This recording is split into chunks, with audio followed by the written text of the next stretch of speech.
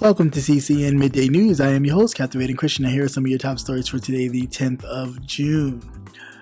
George Floyd's family pays an emotional tribute as crowds gather to his funeral. Trump attempts to shore up his base, which flops amidst mass unrest and a global pandemic. 2 Atlanta cops fired over a violent arrest sue for their jobs back. The federal judge, after reading the unredacted Mueller report, orders the DOJ to explain itself in a hearing.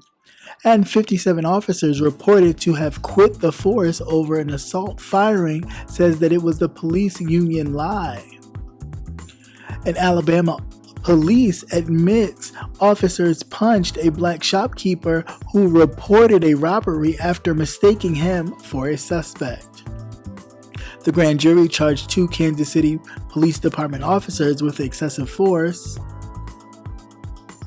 And the sheriff who used a racial slur and said it just slipped out faces calls for his resignation in Tennessee.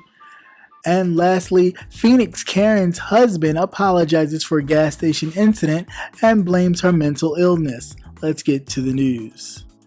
George Floyd's life was celebrated at his funeral on Tuesday with eulogies that honored him as a father, brother, athlete, and mentor, whose death sparked a global reckoning over police brutality and racial prejudice. Crowds descended on a church in Houston, Texas, after Floyd's body returned to his childhood hometown to be laid to rest at this cemetery in a suburban Pearland, next to his mother, whom he called out for as he lay dying with a police officer's knee on his neck back in May.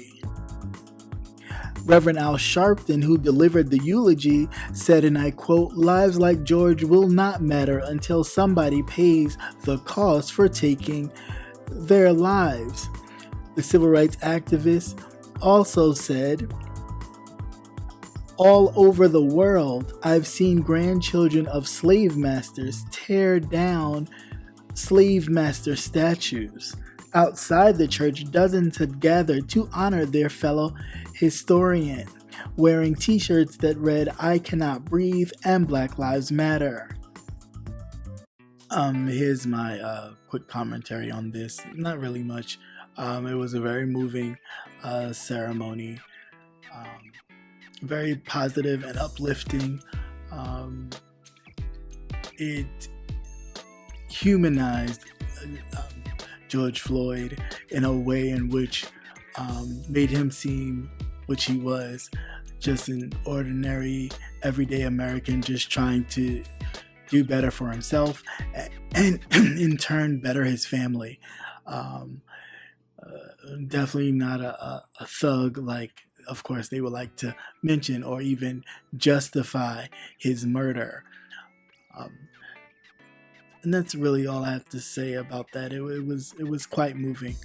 I enjoyed it, considering, but it was definitely very moving. What I will say though, as black folks, you already know that funeral runs pretty long, and then we got to get to the burial site by a certain time, and everybody was just a talking and a running.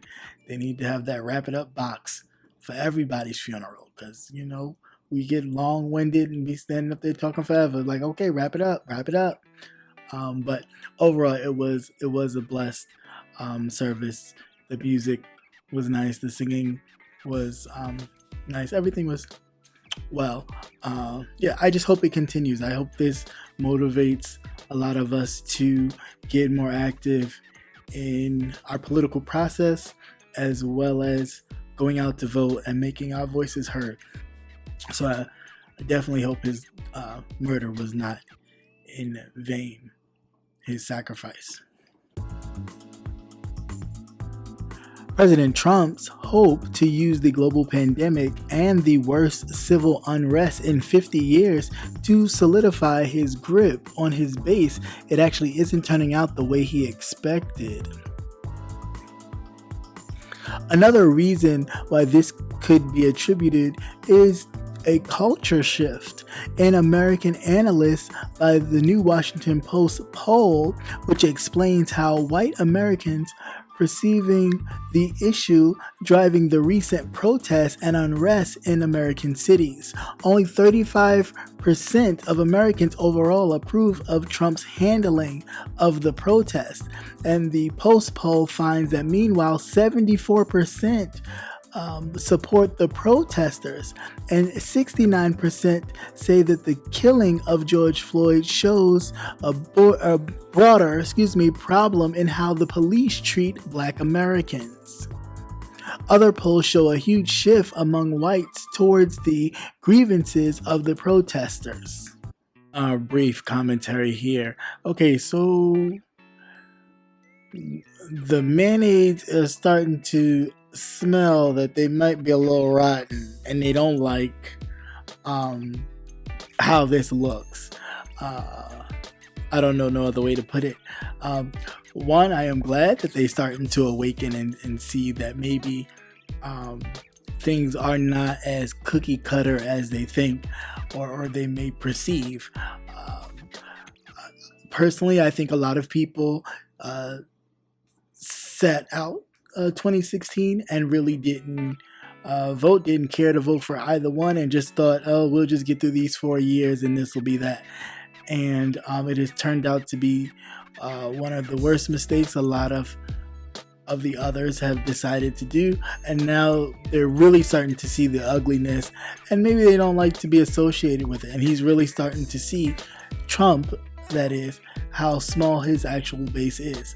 Now, again, don't be fooled though, because a lot of these people, was on team somebody else's and then went behind that voting booth and voted for somebody else, and just didn't want to say it publicly who they were voting for. But we shall see what all this means. Hopefully this is an actual shift and not just talk. I do hope this is an actual shift, that we get back to actually someone running the country, representing the United States, and being a more inclusive president than a divisive one.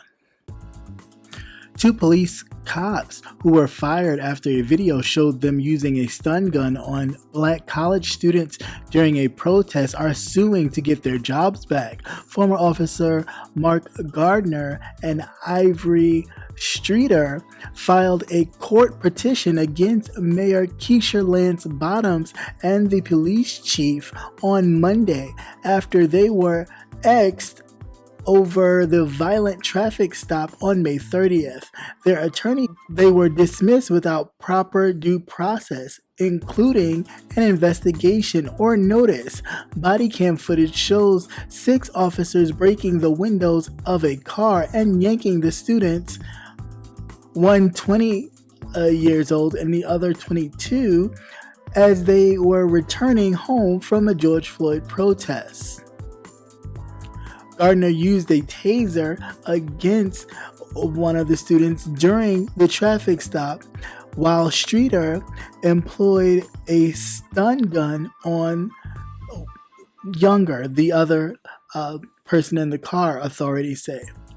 Bottom said that she and the police chief reviewed the footage and decided to fire the 2 officers and place 4 officers who were involved on desk duty. Gardner and Streeter have been charged with aggravated assault, and the others face charges included aggravated assault, simple battery, pointing and aiming a gun, and criminal damage of or to property. Gardner and Streeter filed for back pay and benefits Monday in addition to their jobs being reinstated. Okay, this case involves 2 college students, one in Morehouse and the other in Spelman. Tanya Pilgrim, age 20, and Messiah Young, age 22, were coming home from a George Floyd protest when a curfew was enacted. And I think it was like 1 minute after the curfew was enacted, they were pulled over and not even warned that curfew was enacted to go home. The police officers immediately started banging on the window, wind up breaking all of the windows out of the vehicle. You can hear the young lady screaming, like, what's going on? What's going on? What's going on? And they get out the car and she's like, okay, okay, okay, okay. They yank her out, tase her, and the young gentleman, they bust his window and they tased him and continued to tase him. And I think the word is that he had somewhat of a seizure due to all of the voltage that was going throughout his body. I just think it was it was over the top. There was no need for all of that. You could have easily just told them two young people to go home, curfew is enacted, and go about their business. The fact that you took it upon yourself to bust windows and do all of that, I'm glad they're getting charged. I think a lot of officers, be they white or black, think that they have this extra immunity to do whatever and shield themselves with the law. And it's about time that they start getting charged like everyday citizens for doing things unnecessarily that causes bodily harm and damage for no reason. I wanted to say, who the hell is their lawyer? No offense, but Phaedra Parks? Like, how in the hell do you think you're gonna get your job back and reinstated benefits when it's clearly showing on camera that you're sitting there busting the man's window open for nothing, just for a simple, it's curfew? I just don't understand how anybody thinks that's gonna sit in court, but I don't know. We'll see what happens. But yeah, they're suing the city for their jobs back and benefits. Yeah, okay. Wait for it. They'll make an example out of somebody, and y'all just might be the guinea pigs of the example for the rest of the nation and the police department. So you might want to be careful.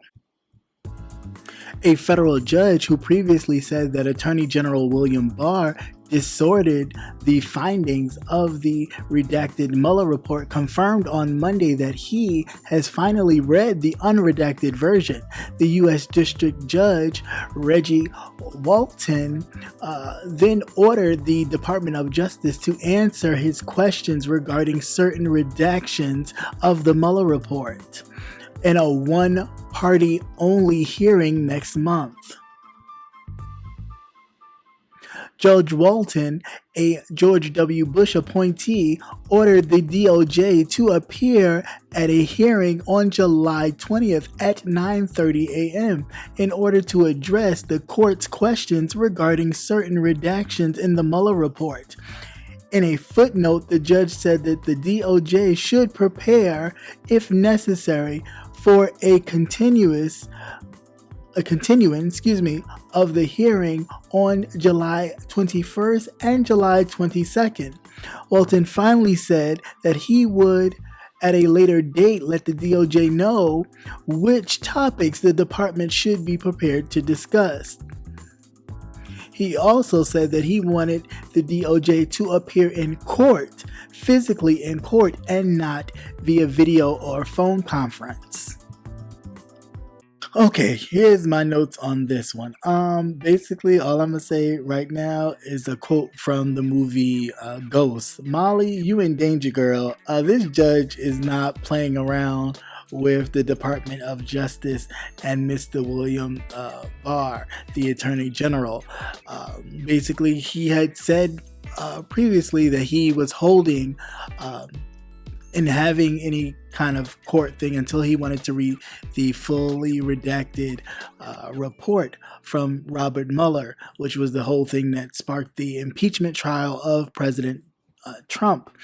Now, redactions, of course, if you don't know, that's information that can't even get it out. The Attorney General deemed to be top secret or unimportant, that they would basically take a marker and they black it out so you can't see what was said. And so certain information that Congress could use was the unredacted stuff, and a lot of the stuff that was top secret they could not discuss. So however, the judge requested the full report so he could see everything. And so basically he read it and was like, okay, you have some explaining to do. And I don't need you to explain it to me via phone. I don't even want to see you via video. I want you in person in my courtroom to explain to me why these things were not made public, which would more than likely connect the dots into how the president and all these other people were connected in this in the 2016 election, or push to get Donald Trump into the White House. It probably would connect the dots and make everything crystal clear. So I guess the judge is like, well, why the hell wasn't this given to the people before? So who knows? But I am curious to know, and I'll be waiting to see how this turns out. But anyway, that was that. The show of solidarity from 57 police officers in Buffalo who reportedly resigned their assignments in a show of solidarity when two of their colleagues were suspended for allegedly pushing and shoving a 75-year-old protester may have been a fabrication by the department's police union. A pair of Buffalo police officers speaking on the condition of anonymity over the fears of retaliation told 7 Witness News that the claims from their union, the Buffalo Police Benevolent Association, were untrue. On June 5th, the local news reported that 57 officers were resigning their assignments in solidarity with 2 colleagues who were punished for shoving an elderly man to the ground during a George Floyd protest. When the man hit the ground, his head split open and he began to bleed out onto the pavement. The police began marching over his body. One of the officers attempted to stop and check on the man, but another stopped him and forced him to keep marching. A protester attempted to reach out and help the injured man, but the police also stopped him. Yeah, this was overall disgusting. For that officer to shove that man like that was unnecessary. And for the president of the United States, while this man is still in the hospital fighting for his life, I'm sure, because I'm sure it's unreported, but I'm sure he sustained some pretty serious injuries. Because if you can watch the video, you can see he's bleeding not only from his head, but from his ears as well. But anyway, so I don't think it was an act, as Donald Trump likes to say. But I will say this: I don't. These unions, especially like this police union, all these things need to really be investigated and looked into, because I don't know the point in fabricating that these officers were resigning for something that was clearly unnecessary. It clearly was unnecessary. That was an older man. He was walking towards them. I even heard a report that President Trump was saying that he had some kind of scrambling device or whatever on him that was messing with their radios. Something that he was a part of Antifa, which is really not even a thing. I wish he stopped saying that, but of course he'll say anything. Yeah, and at this point I just think it's ridiculous. It was a peaceful man doing a protest and he was shoved. He's 75 years old. The way that man shoved him, anybody would have fell back at that point, at that age. It was unnecessary. And instead of you just saying it's unnecessary and uncalled for, and the officers will be charged accordingly, this whole thing of backing someone in the wrong is crazy, and that whole culture needs to be canceled.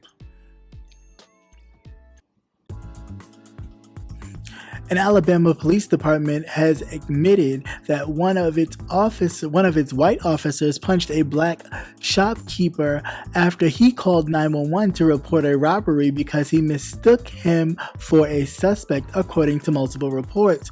Both the AL.com and the Associated Press reported that Decatur police admitted the mix-up on Monday. At a news conference on Monday, the department chief Nate Allen played a new body cam video showing the arrest of Kevin Penn in March, but did not release it separately. The video appeared to have been edited with an overlay and a slowed down portion and a cutout at the motion that previously footage suggests the punch was thrown. It shows the police entering in the Star Spirits and Beverage store on March 15th with guns drawn, but before an officer ahead of the body cam wearer asked Mr. Penn to put down his own weapon, being held on the counter. A person possibly alleged to be the robber can be seen on the ground.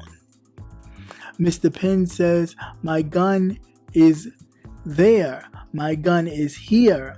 I am not going to put my gun down if you have yours drawn." The same officer issued a further warning as Mr. Penn stated that the police video ends as the officer with the body cam points their gun towards Mr. Penn before the third officer strikes the store owner. It came amidst nationwide protests against systematic racism and police violence sparked by the killing of George Floyd, the unarmed black man in Minneapolis, just last month. Mr. Penn has alleged that his jaw was broken in the incident, while the U.S. media reports that he had been charged with obstructing the officer's investigation. In a later statement, the police department said that it believes no robbery had taken place, though a shoplifter was later arrested. The officer who punched Mr. Penn has been placed on administrative duty during this internal investigation. Okay, so this ain't a clear sign of how they view us. The store owner called the police because there was a robbery in place. Okay, he had held the robber at gunpoint in his shop. The police came, made the store owner, told the store owner to put down their gun, and he's like, "I'm not gonna put down my gun. This is my gun, and I'm not gonna put down my gun if y'all got your guns drawn." Then a third officer basically came up to the counter and more than likely sucker punched the store owner, and they thought, or he thought, the white officer thought that the person with the gun was the actual robber. Instead of just asking questions, because that could have again been another situation in which it could have ended in someone's death without you asking a question, and just one simple question. But anyway, all of this got overshadowed, of course, with the death of George Floyd. But yeah, now the police department wants to now say that it was a mistake and they were at fault. Not only did they do that, but the body cam of the officers was edited, and so it did not show that. The media was pushing out in the area that the police officer was assaulted, and that's why that happened. And the truth of the matter is, no, the store owner was protecting his shop and had a right to have the firearm, and the police came in without asking questions and figured, okay, it's the black person with the gun, he is the robber, and punched him. And yeah, so the officer has now been placed on desk duty, which of course at this point they should be held accountable for their actions, and that's the problem we're having yet again. Two Kansas City, Missouri police officers have been taken off parole after being charged Friday with a misdemeanor assault after the excessive force investigation. Jackson County Prosecutor Gene Peters Baker announced charges against Matthew Burnett and Charles Pritchard on Friday, which were filed after a hearing before the Jackson County grand jury in connection to a May 24th, 2019 incident outside of the Kansas City beauty supply store, where the two officers are accused of injuring Breonna Hill by slamming her face against the concrete sidewalk and kneeing her also in the face, torso, and ribs, and forcing her arms over her head while handcuffed. In this story, I am glad these two officers have been charged. Originally, I did this story some months back, about a month back when it started, I think in May, when it actually was reported. There was a call from this beauty supply store that I believe somebody was stealing or something of that nature, or they had a dispute over something like that happened. Don't quote me right up to the top of my head, but something like that had happened, and the police were called. And immediately when the police were called, they roughhoused Breonna, slamming her to the ground and all of that, really badly damaging her face and all of that, and kneeing. And there was a whole video. Somebody actually was able to get some video footage of this aggressive, over-the-top attack on Breonna Taylor. And then, of course, with the news outlet putting out that she was a transsexual, I don't know if that had anything to do with the fact of them handling her the way they did. Not that should have even been a thought. If you see a woman or someone, then you just treat them as such. But they, was slamming her, kicking her, and kneeing her, and all types of stuff. Again, from a call from a store owner, when you're just there to diffuse the situation. All the other extra was unnecessary. But again, if you see someone as an animal or less than, you're going to treat them that way, which is why I'm glad that the grand jury came back with charges. Now, hopefully they follow through and actually get convicted, because that's usually the problem. They can throw charges all the time to diffuse the situation, but they don't ever convict. So hopefully we'll get a conviction in this. Calls for the resignation of a Tennessee sheriff has grown after he admits for using a racial slur. The Lauderdale County Sheriff, Stephen Sanders, has since apologized for a secret recording captured him using the racial slur while discussing a case, the local station WREG reporting. Sanders confirmed that it was his voice on the recording, but he has scoffed all calls for his resignation. Respectfully, I would like to offer my sincere apologies to every resident of Lauderdale County, especially the African American residents, the sheriff said on Friday, according to the station.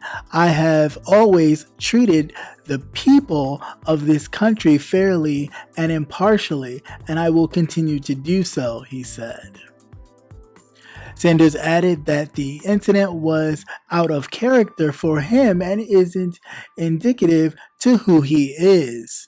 The audio recording of Sanders using the slur is at the center of calls for his removal.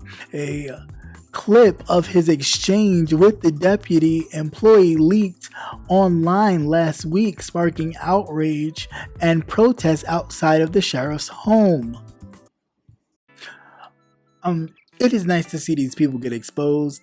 It also makes me wonder, at what point was it okay with you, and then did it start to become a problem or an issue, or you just got fed up as far as the people who are outing all of these things in these private conversations. Although this stubborn mule, of course, is not looking to resign, and I don't think he's going to. And the apology was pure BS. No way you can use the racial slur, say it slipped out, but then say you treat you've treated the African American people of the community fairly and just and all that, but you use words like that. So obviously, it's like it's full of crap. But of course, everybody thinks that they're Trump. They're just using the Trump playbook, and the unfortunate part for them is that they're not Trump. Trump happens to be the president of the United States.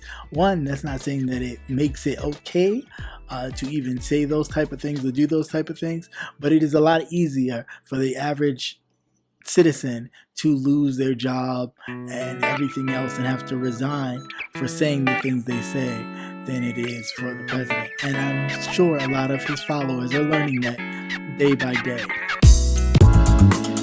And the husband of Phoenix Karen, who went viral for making a racist comment to a woman and getting slapped in return, is explaining his wife's behavior and offering a tearful apology. Bob Herring appealed directly to Karina Rodriguez, the woman who slapped his wife, Tamra, in a gas station altercation during an interview with Fox 10, saying, "I'm just so sorry that this happened. You never walk into a store thinking that something like this was going to happen. I understand and I'm sorry. I'm sorry for what she did." Bob didn't explain Tamra's racist rant, but explained, "I just have to tell you this. It's her mental illness. A year ago, she would never have done that. Never would have thought that." He claimed his wife's actions are the result of a break-in at their home last year and says that she's developed paranoia and signs of fabrications. He hopes that the slap video will be enough to convince Tamra to finally seek the treatment that she needs for her issue. I'm calling BS. I'm calling the husband doesn't want to get canceled or anything in regards or connection to her or anything involving his business or his job getting fired or canceled for her own actions. Because if you know she has a mental illness or anything like that, why the hell would you have her in the store by herself? It's always funny to me when white people do things that are criminal or racist in nature. It's always mental illness. Like, it's never you're a racist, bigoted thug. It's, oh, mental illness. Oh, they just shot up some people. Oh, he's mentally ill. But when people of color do it, it's thugs, it's barbarians, it's this, it's that. That's funny to me. I don't buy it. Again, I'm thinking he's just trying to save face because he has something connected to her and he's trying to savage or, trying to hold on to that. Her doing that and it going as viral as it did could basically destroy an end. So yeah, he's tearful, and yeah, he's gonna say, "Oh, it's her mental illness." Then why the hell does she have a caregiver going into gas stations with her or pumping her gas so she could sit in the car and rock back and forth like she's mentally retarded? Or have an issue, something, because I'm not buying it. I'm not buying it, not at all. Because he never even addressed her racist the racist comment that she made. He was just saying he's sorry that she had to deal with that, with her coming into the gas station and acting like that, but never apologized for the stuff she said, which was funny to me. All right. Once again, thank you for watching CCN Midday News. Hope you enjoyed. Please like, share, and subscribe. Also hit that notification button so you will never miss another news update. Have a great day. Peace.